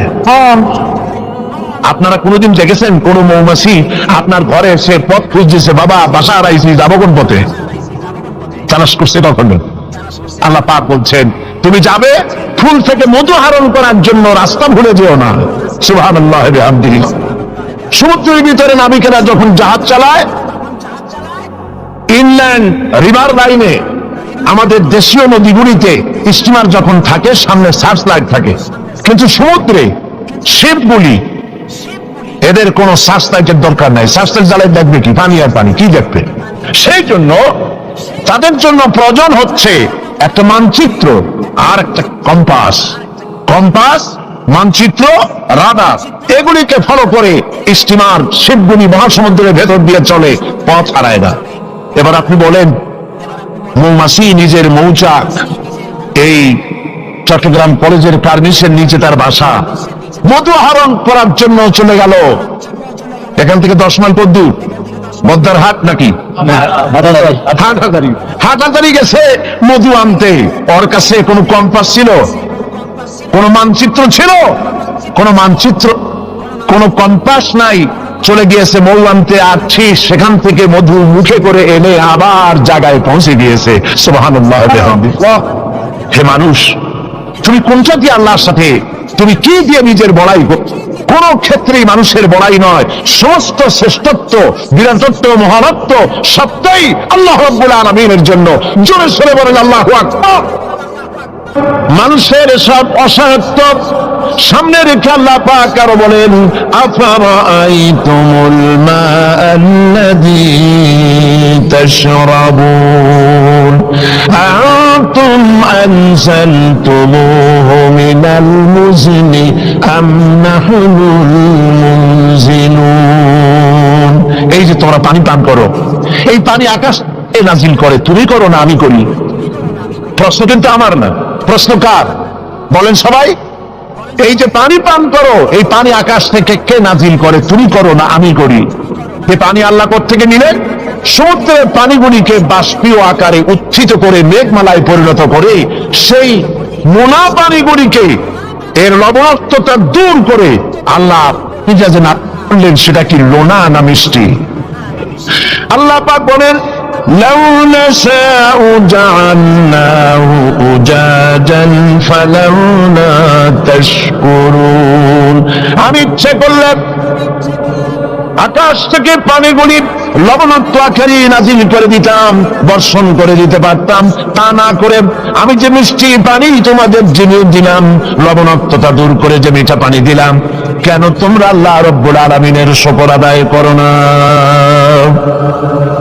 আল্লাহ পাক ইচ্ছা করলে পানি তো সব শুকায় দিতে পারেন, পারেন না? আল্লাহ ইচ্ছা করলে পৃথিবীর সমস্ত পানিগুলিকে শুকায় দিতে পারেন। সেই পানি আবার কেনে দিতে পারেন আমাদের সামনে, আল্লাহ পাক পারেন। সুতরাং আল্লাহ পাক মানুষের অসহায়ত্ব দেখাচ্ছেন, তুমি আসলে অসহায়, যা কিছু পেয়েছো সব আমি তোমাকে দান করেছি। আল্লাহ পাক বলেন লাউ নাশাউ জাআলনাহু উজাজান ফালাউলা তাশকুরুন। আমি ইচ্ছে করলে আকাশ থেকে পানিগুলি লবণাক্ত আকারে নাজিল করে দিতাম, বর্ষণ করে দিতে পারতাম। তা না করে আমি যে মিষ্টি পানি তোমাদের জিনিয়ে দিলাম, লবণাক্ততা দূর করে যে মিঠা পানি দিলাম, কেন তোমরা আল্লাহ রাব্বুল আলামিনের শুকর আদায় করো না? এই জন্যে ফাসাব্বিহ বিসমি রাব্বিকাল আযীম, ওই আল্লাহ পাকের বড়ত্ব, তার তাসবিহ তোমরা ঘোষণা করো। সবাই পড়েন সুবহানা রাব্বিয়াল আযীম। তুমি কত অসহায়, খুব মাতব্বরি করো, কিন্তু সমুদ্রে যাও তো। সমুদ্রে যখন মানুষ যায়, ওয়াইদা গাশিয়াহুম মাওজু কাযুলাল, যখন সমুদ্রের ভিতরে বিরাট তরঙ্গমালার ভিতরে মানুষ যখন পড়ে যায়, আল্লাহ পাক বলেন দল্লা মান তাদউনা ইল্লা ইয়াহু, যখন সমুদ্রের ভিতরে তুই মনে পড়ে যায়, তখন আল্লাহ ছাড়া সবাইকে তারা ভুলে যায়। শুধু তখন মনে পড়ে আল্লাহ আল্লাহ, আল্লাহ ছাড়া তখন আর কিছুই মনে থাকে না। অতএব তুমি নিজেকে যত বড় মনে করো, আসলে তুমি এত বড় নও। তোমার আসল মর্যাদা কি সে কথা আল্লাহ পাক বলছেন। এবার দেখো তোমার মূল মর্যাদাটা কি। আল্লাহ পাক বলেন পৃথিবীর মানুষের মূল মর্যাদা হলো ওয়ালাকাদ কাররামনা বনি আদম, আদম সন্তানকে আমি সম্মানিত করেছি, তুমি আমার সম্মানিত মেহমান। পৃথিবীর মানুষের আল্লাহ সম্মানিত মেহমান। ওয়া হামালনাহুম ফিল বাররি ওয়াল বাহর, আর আমি তাদেরকে জলে এবং স্থলে সওয়ারির ব্যবস্থা করেছি। ওয়া রাযাকনাহুম মিনাত তাইয়্যিবাত, আর উত্তম হালাল খাদ্য আমি তোমাদেরকে দান করেছি। সুবহানাল্লাহ বিহামদি, সম্মানিত মেহমান। সেই জন্য আল্লাহ যত খাবার দিলেন, সমস্ত খাবারগুলি ঢেকে ঢুকে সুন্দর করে আমাদের সামনে পরিবেশন করেছেন। সুবহানাল্লাহ বলে সম্মানিত মেহমানের সামনে খোলা খাবার নেওয়া ভদ্রতার বাইরে, আমরাও তা করি না, ঢেকে ঢুকে নেই। আর আল্লাহ পাক এই মানুষকে সম্মানিত করেছেন বলে যত খাবার দিলেন, সমস্ত খাবারগুলি ঢেকে দিয়েছেন। আম আল্লাহ কভার করেছেন, কাঁঠালকে কভার করেছেন, কলাকে কভার করেছেন, বেলকে কভার করেছেন। যত খাবার দিলেন, সমস্ত খাবারগুলিকে রব্বুল আলামিন কভার করে, সম্মান করে, সুন্দর করে ঢেকে ঢুকে মানুষের সামনে পেশ করলেন। তোমার মর্যাদা, মানুষের আসল মর্যাদা হলো, মানুষের আসল মর্যাদা আল্লাহ পাক দিয়েছেন, তোমাকে আমি সম্মানিত জাত হিসাবে পৃথিবীতে তৈরি করেছি। এটাই হলো তোমার মূল সম্মান। এখন আল্লাহ পাক মানুষকে যে মর্যাদা দান করেছেন, সে মর্যাদা বুঝতে না পেরে তারা এক আল্লাহকে বাদ দিয়ে আরো অনেক খোদা তারা বানিয়ে নেয়। ধর্মনিরপেক্ষ মতবাদে যারা বিশ্বাসী, তাদের খোদা হয় পৃথিবীতে চারটা। তারা চার ইলাহে বিশ্বাস করে। সবাই বলে নাউজুবিল্লাহ। এই ধর্মনিরপেক্ষ মতবাদ কি এবং সংস্কৃতি মূল আমাদের কোনটি, এ বিষয়ে আমি আজকে কথা বলবো ইনশাআল্লাহ। ধর্মনিরপেক্ষতায় যারা বিশ্বাস করে, তাদের ইলাহ হয় চারটা। স্বদেশ, স্বজাতি, নিজস্ব জ্ঞান আর প্রবৃত্তির অনুসরণ। দেশকে তারা নিজেদের মায়ের মতো মনে করে, দেশ মাতৃকা বলে। আমরা দেশকে মা বলি না, মাতৃভূমি বলি, জন্মভূমি বলি, কিন্তু একথা আমরা বলি না ও মা তোমার তরে ঠেকাই মাথা। এই কথা কি আমরা বলি? এটা আমাদের কথা নয়। সুতরাং তারা দেশের জন্য তো জীবন দিতে পারে, কিন্তু আল্লাহর জন্য তারা কিছুই করতে পারে না। দেশ প্রেম তো নিশ্চয়ই ভালো, কিন্তু দেশকে পূজা করা নিশ্চয়ই ভালো নয়। আল্লামা ইকবাল বলেছেন, ইমতাজা খুদাও মে सबसे बड़ा वो वतन है, इंताजा खुदाओं में सबसे बड़ा वो वतन है, जो इसका फिर पिरहन है वो मजहब का काफन है। এই চার খোদার মধ্যে তাদের বড় খোদা হলো, তাজা খোদা হলো নিজেদের স্বদেশ। স্বদেশের জন্য সবই করতে পারে, কিন্তু এই দেশটি যিনি দিলেন তার জন্য একটা সেজদা দিতেও রাজি নয়। তারা দিন থেকে মজহাবকে, রাজনীতি থেকে মজহাবকে, দিনকে, ইসলামকে আলাদা ভাগ করে ফেলেছে। ধর্ম দিয়ে একটি জাতির গঠন হয়, একটি জাতির গঠন হবে ধর্ম দিয়ে। যদি জাতি থেকে ধর্মকে বিচ্ছিন্ন করা হয়, সেটা ঠিক সেইভাবে টিকতে পারে না। যেমন ল অফ গ্র্যাভিটেশন, মাত্রাকর্ষণ শক্তি আছে বলেই চন্দ্র, সূর্য, গ্রহ, নক্ষত্র, সৌররাজি সব একটার সাথে আরেকটা আকর্ষিত হয়ে আছে। মাধ্যাকর্ষণ শক্তি না থাকলে সব যেমন ধ্বংস হয়ে যায়, যদি না মাযহাব যদি না থাকে তাহলে সেখানে মানুষও বাঁচতে পারে না, তাদের ইজ্জত নিয়ে, তাদের সম্মান নিয়ে টিকতে পারে না। এই জন্য মানুষের মূল পজিশন সম্পর্কে আল্লাহ পাক বলছেন, দেখো তোমার পজিশনটা কি। তোমার পজিশন হলো, প্রথম মানুষের ব্যাপারে আল্লাহ তার পজিশন বলে দিয়েছেন, ওয়া ইয ক্বালা রাব্বুকা লিল মালাইকাতি ইন্নী জাইলুন ফিল আরদি খলিফা। আমি খলিফা প্রেরণ করব, আমি প্রতিনিধি পাঠাবো। খলিফা বলতে আমাদের দেশে অনেক ক্ষেত্রে খলিফা মনে করে দর্জিকে, যারা জামা সেলাই করে। কোত্থেকে এই অর্থ আসলো আমি জানি না। আল্লাহ পাক কি দুনিয়া খলিফা দর্জি পাঠাবেন এই কথা কি বলেছেন নাকি? খলিফা হচ্ছে প্রতিনিধি, রিপ্রেজেন্টেটিভ, প্রতিনিধি।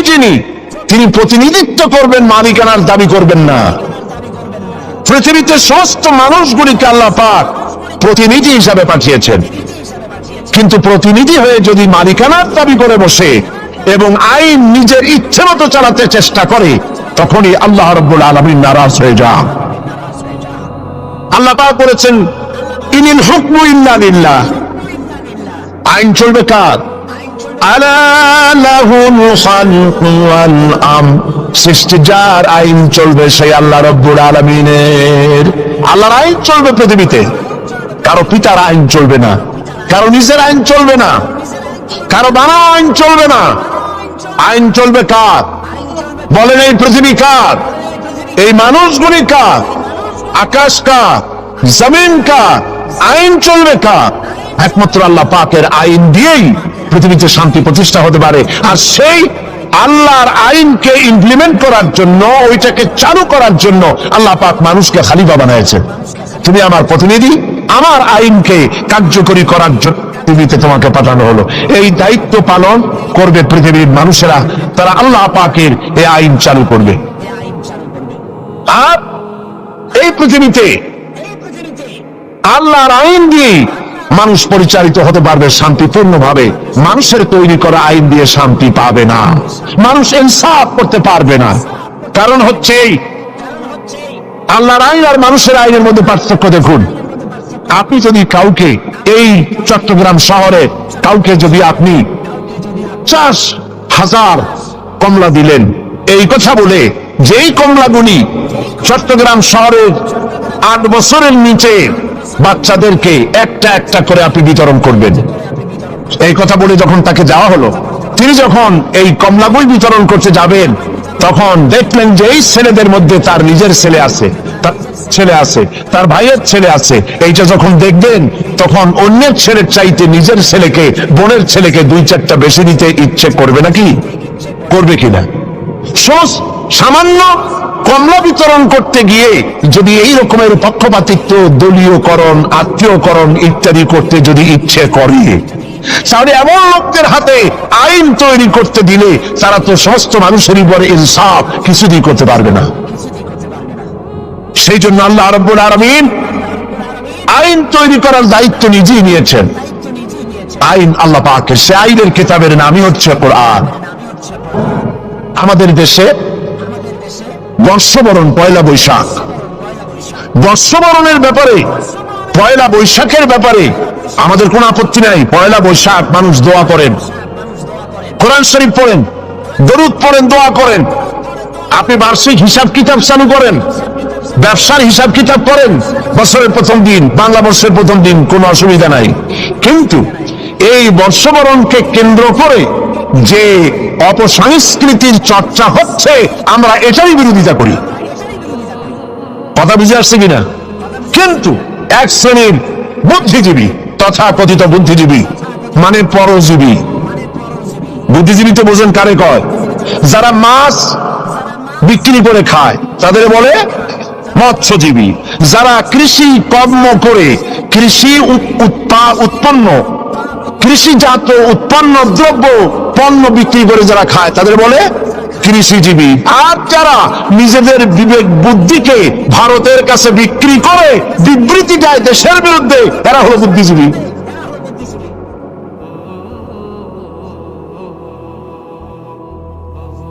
এরা কি করলো দেখেন, বর্ষবরণে আমরা আপত্তি করি না। আপনি বছরের প্রথম দিন আল্লাহ আল্লাহ করবেন, অসুবিধা কি? আপনি মুনাজাত করেন, আয় আল্লাহ বিগত বছরে যত গুনাহ করছি, এই যে পয়লা বৈশাখ আসতেছে না, আপনি বলেন আল্লাহ এই গত বছর যত গুনাহ করেছি মাফ করে দাও, আগামী বছরটা, নতুন বছরটা আমার জন্য ভালো করো। এই ধরনের দোয়া করলে ভালো হইতো না? আচ্ছা, তা না করা হলো, মঙ্গল প্রদীপ জ্বালানো হলো, রাখি বন্ধন বাঁধা হলো, উলধ্বনি দেওয়া হলো, কপালে তিলক পরা হলো, মেয়েদের গালে যুবক ছেলেরা উল্কি আঁকায় দিল। এটা কি আমার সংস্কৃতি? বলেন, এটা আমার সংস্কৃতি? প্রিয় ভাই সব, বিশ্ব ভালোবাসা দিবস উদযাপন করা শুরু করেছে। বিশ্ব ভালোবাসা দিবস পালনের মুসলমানের কোনো দরকার নাই। আচ্ছা, কেন নাই? আপনারা তো আন্দাজি করলেন, ঠিক নাই। কেন নাই? এই জন্য ইসলামের জন্মই হয়েছে ভালোবাসা দিয়া। সুবহানাল্লাহ। আল্লাহ পাকের নবী বলেছেন, আদ-দীন ওয়ান নাসিহা, দিন হলো ভালোবাসা, কল্যাণ কামনা করা। মাকে কতটুকু ভালোবাসতে হবে, পিতাকে কতটুকু ভালোবাসতে হবে, স্ত্রীকে কিভাবে ভালোবাসতে হবে, সন্তানকে কেমনে ভালোবাসতে হবে, এই ভালোবাসা শিখিয়েছে ইসলাম। ইসলামের প্রতিটি দিন ভালোবাসা। যাদের জীবনে কোনো ভালোবাসা নাই, বছরে তাদের জন্যই একবার ভালোবাসা প্রয়োজন হয়, একদিনের জন্য হলো। যারা সারা বছরে পান্তা ভাত খায় না, অন্তত একদিনের জন্য হলেও রমনা বটমূলে গিয়ে এক থাল পান্তা খাওয়া তাদের জন্য জরুরি। বন্ধুগণ, এর নাম সংস্কৃতি নয়, এর নাম অপসংস্কৃতি। এর নাম কি? অপসংস্কৃতি। প্রিয় ভাইয়েরা, এভাবে করে ভালোবাসা দিবস, বসন্ত দিবস, পৌষ মেলা, আবার কবে না জানি শুনতে হয় উৎসব। এই সব উৎসব ভালোবাসা উদযাপন আছে, ইসলামের কোন সম্পর্ক নাই, পরিষ্কার কথা। এরপরে আমার একটি বক্তব্য নিয়ে তারা পত্র পত্রিকায় অনেক লিখেছেন, আমি আজকে সেই কথা পরিষ্কার করতে চাই। এটি একটি অপসংস্কৃতি। আমি বলেছি, অমুসলিমদের জন্য তাদের উপাসনালয় একটার জায়গায় 50টা মূর্তি বানালেও ইসলামের কোনো বক্তব্য নাই। তারা তাদের পূজা করবে, আপত্তি নাই।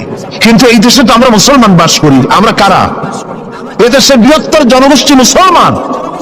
আমাদের ট্যাক্স, আমাদের রেভিনিউ নিয়ে, আমাদের কর নিয়ে মুসলিম সরকার রাস্তায় রাস্তায় পথে ঘাটে মূর্তি নির্মাণ করবে, এটা তো হতে পারে না। শুনুন, আবার শুনুন, ভাস্কর্যের নামে যা খুশি বানান, মূর্তি বানাবেন না, কোরআন হারাম করেছে, রাসূলুল্লাহ হারাম করেছেন। আপনি যদি মুসলমান হন, আমার কথার সাথে একমত হতে হবে। দুনিয়ার সমস্ত আলেম একমত, মুসলমানেরা মূর্তি বানাইতে পারবে না, হারাম হারাম। ভাস্কর্যের নামে যা খুশি বানান, মূর্তি বানাবেন না। নবীকে জিজ্ঞেস করা হয়েছে, লিমা বুইস্তা, কেন পৃথিবীতে আপনাকে পাঠানো হয়েছে? এর জবাবে হুজুর বলেছেন, বুইস্তু লিকাসরিল আসনাম, প্রেরিত হয়েছি পৃথিবীতে মূর্তি ধ্বংস করার জন্য। এ কথা কার? আল্লাহ পাক। সুতরাং আপনারা পত্র পত্রিকার যারা লেখেন, ফিচার লেখেন, কলাম লেখেন, নিজেদের রক্ত সম্পর্কে চিন্তা করেন। নিশ্চয়ই একজন মুসলমান পিতা আপনাকে জন্ম দিয়েছেন, নিশ্চয়ই আপনি একজন মুসলমান মায়ের গর্ভে ছিলেন। আপনি ইসলামকে শ্রদ্ধা করতে শিখুন, কোরআন এবং হাদিসের মতকে সম্মান করতে শিখুন। এটাই হলো মূল কথা। সংস্কৃতির নামে অপসংস্কৃতিকে ঘৃণা করে বন্ধ করতে চায়। ইসলামী সংস্কৃতি উদ্দেশ্য তানসেন বানানো নয়। ইসলামী সংস্কৃতির উদ্দেশ্য চার্লি চ্যাপলিন বানানো নয়। ইসলামী সংস্কৃতির উদ্দেশ্য মাইকেল জ্যাকসন বানানো নয়। ইসলামী সংস্কৃতির উদ্দেশ্য হচ্ছে আবু বকর, ওমর, ওসমান, আলী, হুসাইন ইবনে আলী, ফাতেমা, রাবেয়া বসরি, এইসব মানুষ তৈরি করাই হচ্ছে ইসলামী সংস্কৃতির মূল লক্ষ্য। কিন্তু এই পথ চূড়ান্ত বাধা হচ্ছে ধর্মনিরপেক্ষ মতবাদ। মতবাদগুলোর মধ্যে ধর্মনিরপেক্ষ মতবাদ হচ্ছে ইসলামের বিরুদ্ধে পরিচালিত এক নিকৃষ্ট মতবাদ। ধর্মনিরপেক্ষ মতবাদ এর ইংরেজি হচ্ছে সেকুলারিজম, আর সেকুলারিজমের অর্থ হলো ধর্মহীনতা। আমি পার্লামেন্টে ধর্মনিরপেক্ষতার উপরে বক্তব্য রেখেছিলাম, যারা আপনারা শুনেছেন। ডিকশনারিতে এর অর্থ কি এবং এর ক্ষতিকর দিকগুলি কি, কোরআন হাদিস ধর্মনিরপেক্ষ মতবাদ সম্পর্কে কি বলে, আমি সেগুলিকে পরিষ্কার করে তুলে ধরেছি পার্লামেন্টে। ধর্মনিরপেক্ষ মতবাদ এটি বিগত 250 বছর আগে একটি প্রতিষ্ঠিত আদর্শ হিসেবে দুনিয়ায় পরিচিতি লাভ করেছে। মুসলিম দেশগুলির মধ্যে সর্বপ্রথম কামাল পাশা তুরস্কে এটাকে আমদানি করে এবং এই মতবাদ দিয়ে আরবি ভাষা সে তার দেশে হারাম করে দিয়েছিল। কামাল পাশা আরবি ভাষা নিষিদ্ধ করেছে, হেজাব নিষিদ্ধ করেছে, মসজিদের আযান নিষিদ্ধ করে দিয়েছিল। এই ধর্মনিরপেক্ষ মতবাদ 1972 সনে আমাদের দেশের সংবিধানে তদানীন্তন সরকার 1972 সনে সর্বপ্রথম ধর্মনিরপেক্ষ মতবাদকে সংযোজন করেছিলেন। আমার দেশের বৃহত্তর জনগোষ্ঠী মুসলমান। এই এত মুসলমানের দেশে যে সংবিধানটা তৈরি হলো তার শিরোনামে বিসমিল্লাহ ছিল না। তারা একটা দলিলও পেশ করে, এই যে মৌলবীরা খালি ধর্মনিরপেক্ষ মতবাদের বিরুদ্ধে কথা কয়, তারা কি জানে না যে বুখারী শরীফে আছে লাকুম দীনুকুম। এরা মনে করে, তখন অনুসারীরা মনে করে মাশাআল্লাহ এইটা আমাদের নেতা নেত্রীরা ভালোই তো কোরআন জানে, কিন্তু হাইকোর্ট দেখাইছে তা ঠিক পায় নাই। লাকুম দীনুকুম ওয়ালিয়া দীন, এইটা কি? এটা কার কথা? এটা কি বুখারীর কথা? আল্লাহর কথা। এই কথা কোন সূরার মধ্যে আছে? সূরা কাফিরুন। এর প্রেক্ষাপট কি? এই সূরার প্রেক্ষাপট হচ্ছে কাফেরেরা বলছিল মুহাম্মদ সাল্লাল্লাহু আলাইহি ওয়াসাল্লাম আসো আর ঝগড়াঝাটি মারামারি সবার মধ্যে না যাইয়া ধর্মের ব্যাপারে আমরা একটা সমঝোতায় আসি। কি সমঝোতা? কিছুদিন আমরা তোমাদের মসজিদে গিয়ে তোমার আল্লাহরে কয়েকটা সেজদা দেবো, আর তোমরা কয়েকদিন আমাদের মূর্তিগুলোর সামনে একটু প্রণাম জানাবা। ধর্মকে আমরা এইভাবে 50-50 করে দিই। আল্লাহ রাব্বুল আলামিন কাফেরদের এই প্রস্তাবকে সামনে রেখে আল্লাহ আলামিন এই সূরা নাযিল করলেন, কুল ইয়া আইয়ুহাল কাফিরুন লা আ'বুদু মা তা'বুদুন। হে কাফেরেরা বলুন, হে কাফেরেরা তোমরা যার ইবাদত করো আমরা তার ইবাদত করি না, আবার আমরা যার ইবাদত করি তোমরা তার ইবাদত করো না। সুতরাং লাকুম দীনুকুম ওয়ালিয়া দীন, তোমাদের জন্য তোমাদের ধর্ম আর আমাদের জন্য আমার ধর্ম। তার মানে এখানে তো নিরপেক্ষতার কথা বলা হলো না, এখানে তো পক্ষের কথা। তোমরা ধর্মের থাকো, আমরা আমাদের ধর্মের পক্ষে থাকি। এবার এই ধর্মনিরপেক্ষ মতবাদের উপরে চূড়ান্ত কথা শুনুন আল্লাহর কাছে। কার কাছে? ধর্মকে, জীবনকে দুই ভাগ করার কোনো উপায় নাই, কোনো উপায় নাই। কোরআনে কারীম আল্লাহ পাক বলেন, আফাতুমিনুনা বিবাদিল কিতাবি ওয়া তাকফুরুনা বিবাদ। তোমরা কোরআনের কিছু কথাকে করবে স্বীকার আর কিছুকে করবে অস্বীকার। ফামা জাযাউ মান ইয়াফআলু যালিকা মিনকুম ইল্লা খিজয়ুন ফিল হায়াতিদ দুনিয়া। তোমরা জেনে রাখো, যদি তোমরা কিছু কথাকে মানো আর কিছুকে অস্বীকার করো, এ কাজ যারাই করবে পৃথিবীর জীবনে তোমাদেরকে লাঞ্ছনা দেব এবং কিয়ামতের দিন চূড়ান্ত শাস্তি তোমাদেরকে দেওয়া হবে। ধর্মনিরপেক্ষ মতবাদের মূল কথাই হলো নামাজ, রোজা, হজ, যাকাত করব আমরা আমাদের ইচ্ছে মতো, আর রাজনীতি, ধর্ম আমার ব্যক্তিগত ব্যাপার, রাজনীতি, অর্থনীতি, সমাজনীতি, নির্বাচন ইত্যাদি যা কিছু সব করব আমরা আমার ইচ্ছে মতো, আর ধর্ম আমার ব্যক্তিগত ব্যাপার। এই রকমের জীবনকে দ্বিধা বিভক্ত করার কোনো গুঞ্জাইশ, কোনো সুযোগ কোনো মুসলমানকে দেওয়া হয় নাই। আপনারাই চিন্তা করেন, ওরা ধর্মনিরপেক্ষ মতবাদের লোকেরা, ওরা আল্লাহ এবং রসুলের উপরে 144 ধারা জারি করছে। তারা বলেছে আল্লাহ রসুল মাদ্রাসায় মসজিদে থাকো, আমার পার্লামেন্টে আসতে পারবে না, আমার সেক্রেটারিয়েটে আসতে পারবে না, আমার ক্যান্টনমেন্টে বঙ্গভবনে যাইতে পারবে না, আমার নির্বাচনে আসতে পারবে না। আমার প্রশ্ন, যে আল্লাহর দরকার নাই শিক্ষাঙ্গনে, যে আল্লাহর দরকার নাই পার্লামেন্টে, যে আল্লাহর দরকার নাই ইলেকশনে, যে আল্লাহর দরকার নাই সেক্রেটারিয়েটে, যে আল্লাহর দরকার নাই কলেজ ভার্সিটিতে, যে আল্লাহর দরকার নাই কলকারখানায়, অবশেষে এই আল্লাহর দরকারটা কি? নাউযুবিল্লাহি মিন যালিক। মুসলমান তার জীবনকে দুই ভাগ করতে পারবে না, কখনোই না।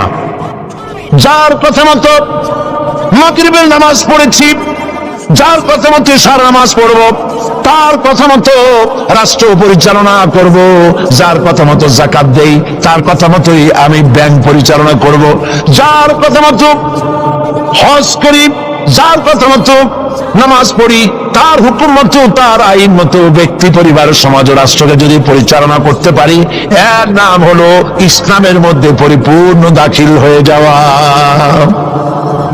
ইয়া আইয়ুহাল্লাযীনা আমানু দুখুলু ফিস-সিলমি কাফা ওয়া লা তাত্তাবিউ খুতুওয়াতিশ শাইতান ইন্নাহু লাকুম আদুউম মুবিন। হে বিশ্বাসীরা, তোমরা যারা ঈমান এনেছো শোনো, ইসলামের মধ্যে পরিপূর্ণরূপে প্রবেশ করো। আমরা পরিপূর্ণ প্রবেশ করতে পারছি? আমি অনেক সময় দৃষ্টান্ত যেভাবে দেই, একটা কোট, একটা শেরওয়ানি, একটা হাতের মধ্যে হাত ঢুকাইয়া বাকিটা পিঠের উপরে যদি ভালায় রাখে কেউ, কোটটা গায়ে দিছে, এ কথা কেউ বলবে? বলেন বলবে? মসজিদের বাইরে দাঁড়াইয়া জানলা দিয়া কল্লাটা ঢুকাই দিল, বডিটা বাইরে, কেউ কি বলবে যে মসজিদের মধ্যে ঢুকছে? একটা পায়জামা বা প্যান্ট বা ট্রাউজার, এর একটার মধ্যে ঠ্যাং একটা ঢুকাইয়া বাকিটা রাস্তা টানতে টানতে আনতেছে, কেউ কি বলবে যে প্যান্ট পরছে? বলবে না। অনুরূপ ভাবে নামাজ পড়েন, রোজা রাখেন, কিন্তু ব্যাংকের সাথে সুদী লেনদেন করেন। নামাজ পড়েন, রোজা রাখেন, কিন্তু ব্যবসায় ওজনে কম দেন, খাদ্যে ভেজাল দেন। নামাজ পড়েন, রোজা করেন, গভর্নমেন্টকে ইনকাম ট্যাক্স ফাঁকি দেন। নামাজ পড়েন, রোজা রাখেন, হজ করেন, যাকাত দেন, বউকে পর্দায় রাখেন না। নামাজ রোজা করেন, আবার আমার দিকে মদ, জুয়া ইত্যাদি সাথে নিত্য সঙ্গী। এই যদি হয় অবস্থা, ইসলামের মধ্যে পরিপূর্ণ দাখিল হওয়া হয় নাই বলেই আল্লাহ পাক বলেছেন, কালেমা যখন পড়েছ পরিপূর্ণরূপে ইসলামের মধ্যে দাখিল হয়ে যাও। আমার দিল সাক্ষী দেয়, আমি তাকে বলবো আমার কথা আপনি না শোনেন, আমার দিল সাক্ষী দেয় তিনি আল্লাহর ওলি, বুজুর্গ বান্দা আল্লাহ পাক, সর্বজন শ্রদ্ধেয় ব্যক্তিত্ব। আল্লাহ তাকে হায়াতে তাইয়্যিবা, সেহাতে কুল্লিয়া দান করুন। আল্লাহ তার দৃষ্টি শক্তি তুমি নিয়েছ, মৃত্যুর সময় দৃষ্টি খুলে দিয়ে রাসূলুল্লাহকে দেখতে দেখতে মরার তৌফিক দিও, আর মরার সাথে সাথে কবরের সাথে জান্নাতের সুরং পয়দা করে দিও। তিনি আমার সাথে টেলিফোনে কথা বলে বলেছেন, চট্টগ্রামে কিয়ামত চলতেছে, আল্লাহর বান্দাদের কাছে যেতে পারতেছি না, আল্লাহর বান্দারা কাছে এসে পয়সাও দিতে পারছে না, এত বড় মাহফিল চালাবো কিভাবে? তাহলে আফসোসে আমার প্রাণ কেঁদেছে। চট্টগ্রামবাসীরা, শুরুতে যে কথা বলেছি, একদম শুরুতে সেই কথাটা আরেকবার স্মরণ করাই। আল্লাহর কসম,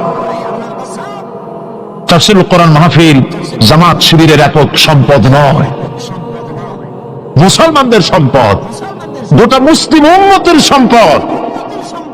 এই বরকতপূর্ণ মুবারক মাহফিল আমার মনে পড়ে জামিউল আজহার,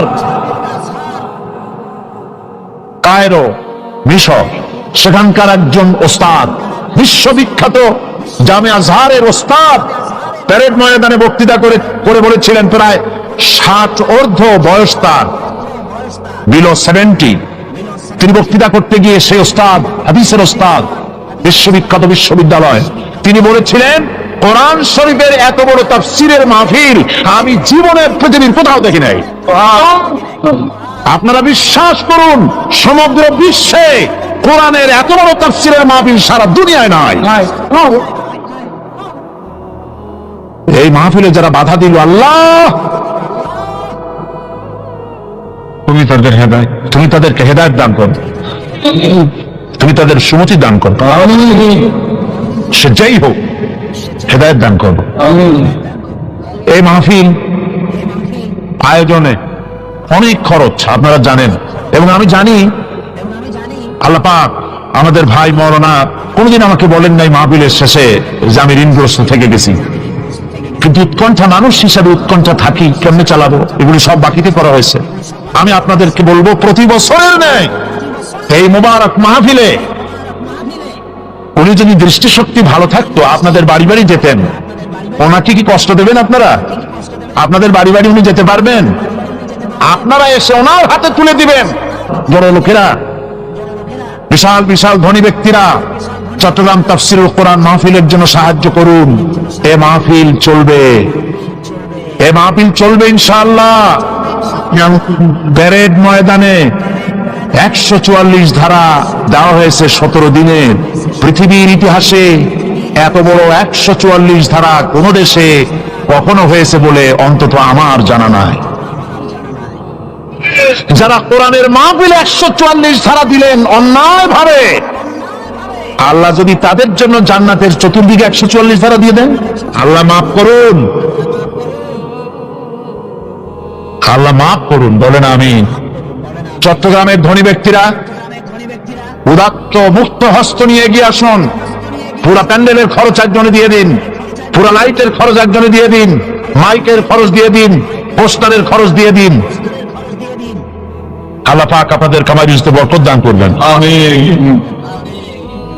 ইয়া আইয়ুহাল্লাযীনা আমানু হাল আদুল্লুকুম আলা তিজারাতিন তুনজিকুম মিন আযাবিন আলীম।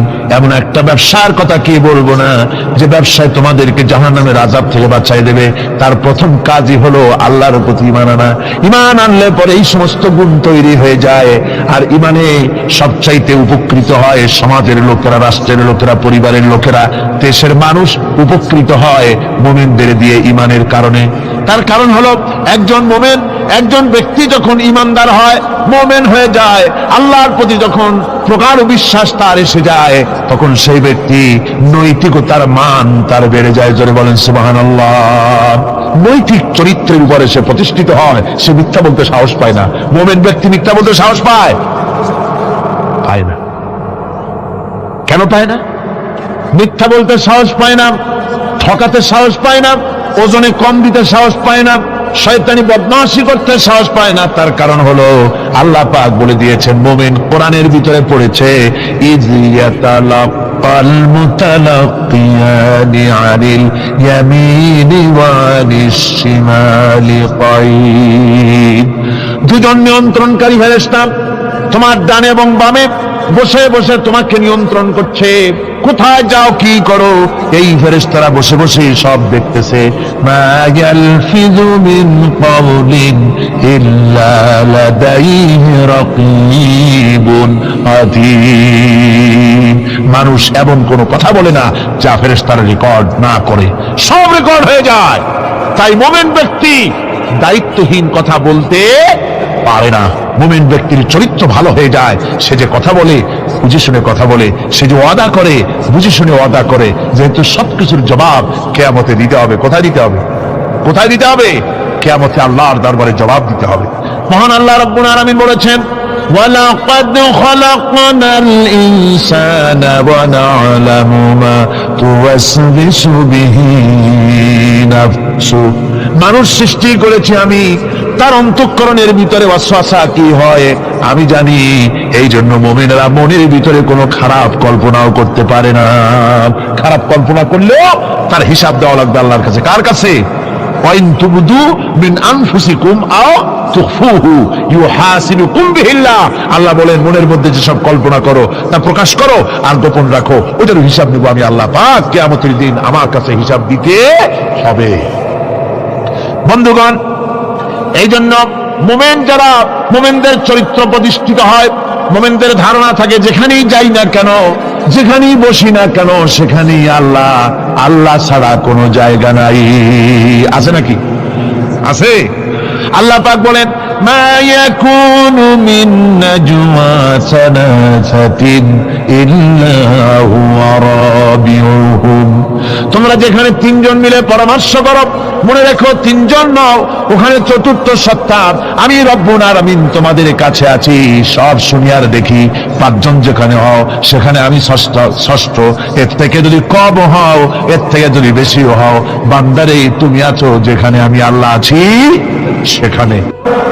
আমি আমার ভাষায় কথাটা এভাবে বলি, এই জমিনটা যদি কাগজ হয় আর আমার নাকটার কপালটা যদি কলম হয়, তাহলে আমি যে গোলাম দৈনিক 5 বার আমার নাকার কপাল দিয়া জমিন নামক কাগজের উপরে, দাস খতের উপরে দৈনিক 5 বার নাকার কপাল দিয়া সই করে দেই, আল্লাহ আমি তোমার গোলাম আর কারো গোলাম নই, আমি একমাত্র তোমার গোলাম।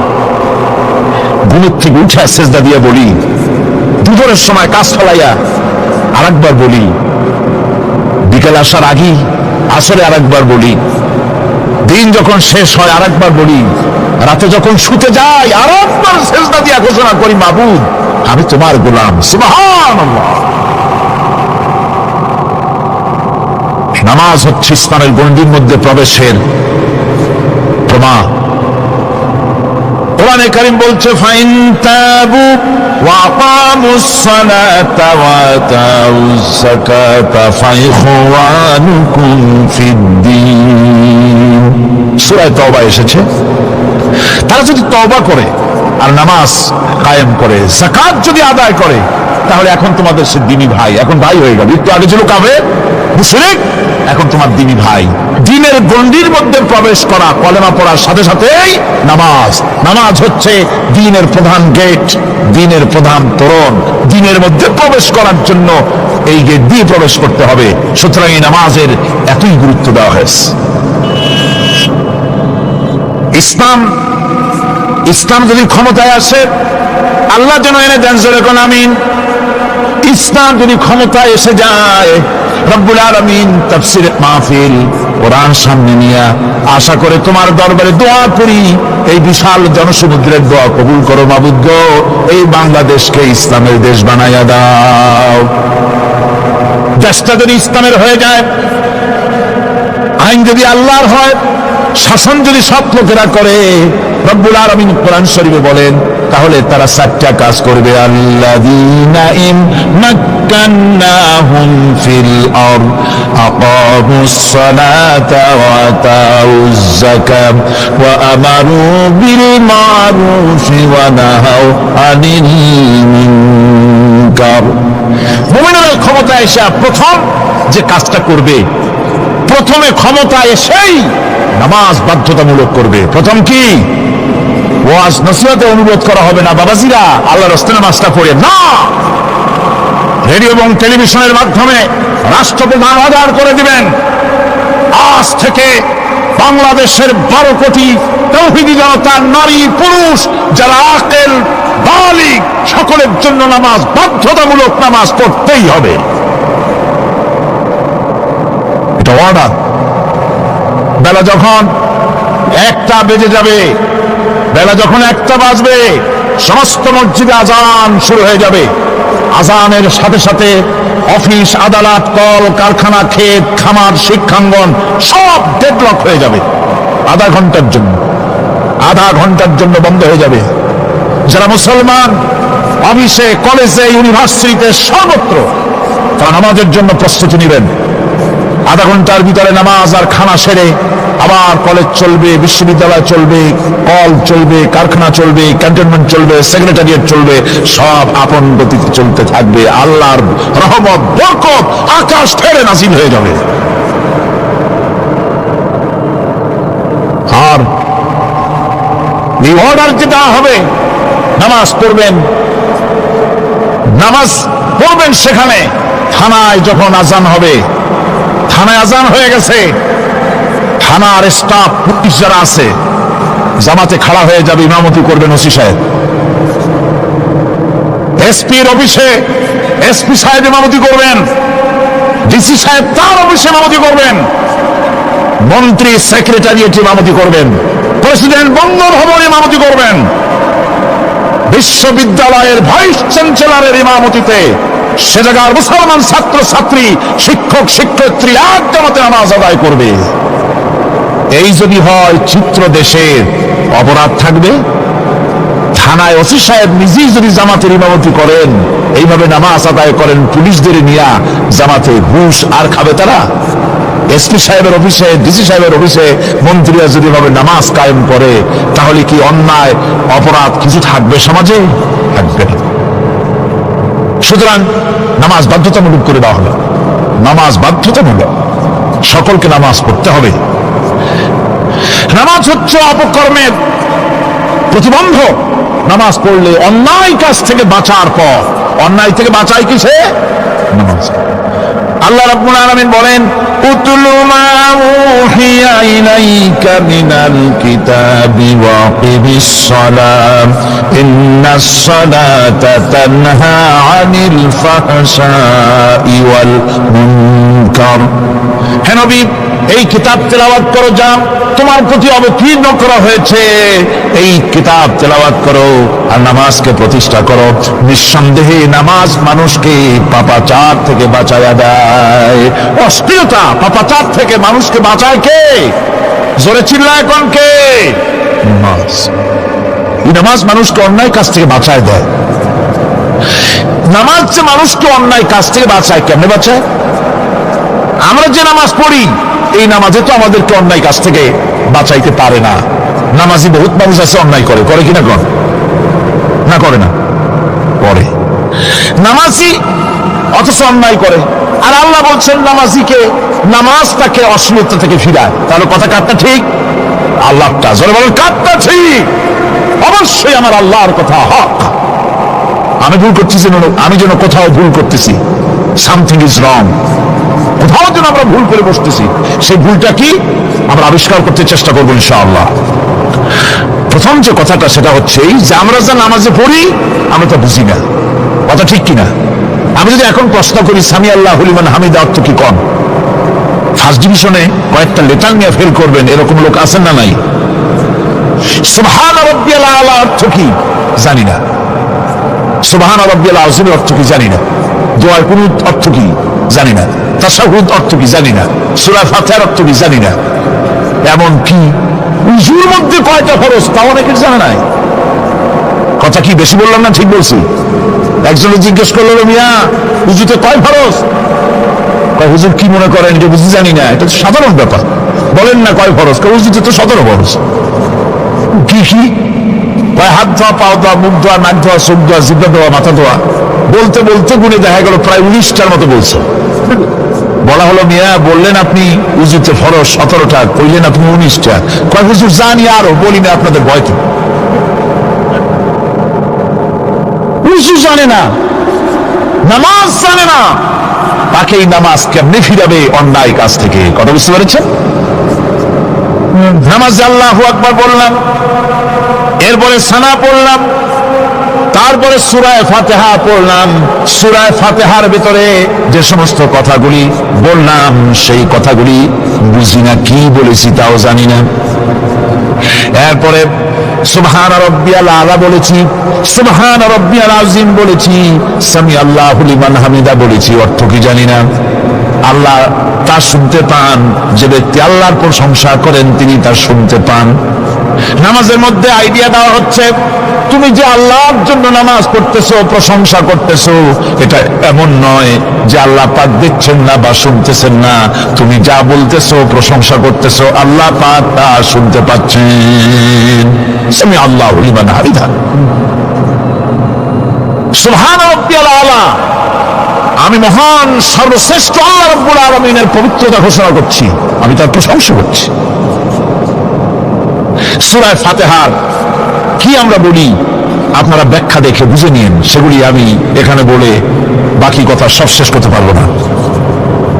নামাজে কি পড়েন সেটা যদি জানতেন, অবশ্যই আল্লাহ রাব্বুল আলামিনের কথা কার্যকরী হয়ে যেত। ইন্নাস সালাতা তানহা আনিল ফাহশাই ওয়াল মুনকার। নামাজ মানুষকে পাপের কাজ, অশ্লীলতা থেকে ফিরাতে পারে। আল্লাহ ইন্না বসায়ছেন, নিশ্চয়ই, বেশক, অবশ্যই নামাজ পাপ থেকে ফিরাবে।